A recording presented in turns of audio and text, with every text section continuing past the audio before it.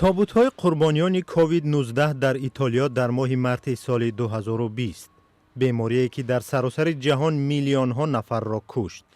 کرونا ویروس که با خروج در سال 2019 همه کشورها را غافلگیر کرد، تاکنون بیش از 750 میلیون نفر را بیمار کرده، تقریباً 7 میلیون نفر را کشته است. کرانتین و دیگر چاره‌های شتابکارانه حکومت‌های دستاپا خورده سرعت سرایت ویروس را سست کرد، اما جان صدها هزار نفر را امین نگه داشتن نتوانست. متخصصان میگویند ممکن است عین مصیبت به سر انسانیت بیاید، زیرا کشورها آماده نیستند.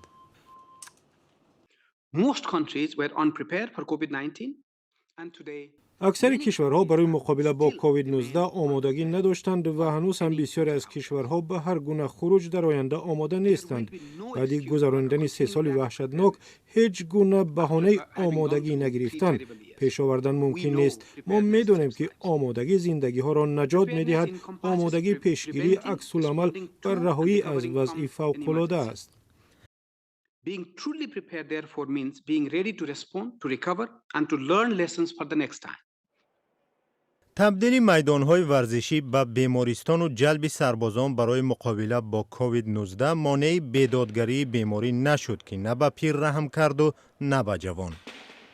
حالا هم به گفته متخصصان تکرار چنین فلاکت که از خشکسالی و زمین لرزه و طوفان بدتر بود وجود دارد.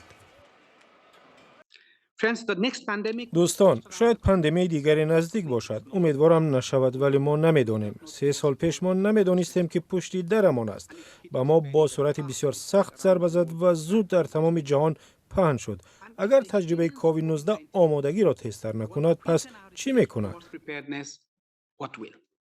در تاجیکستان که خدمات تندرستی ضعیف دارد، کووید 19 شفاخانه ها را از بیماران پر کرد. حکومت برای مقابله با بیماری از خارج دارو و تجهیزات کمک گرفت. کرونا ویروس به گفته مقامات تقریباً 17,000 نفر را بیمار کرد و 125 نفر را کشت. اگرچه گروه‌های افزاینده در آرامگاه‌ها واقعیت دیگر را نشان می‌داد. ساعت 1 شب 2 شب جو با جو می‌کردیم در لحد.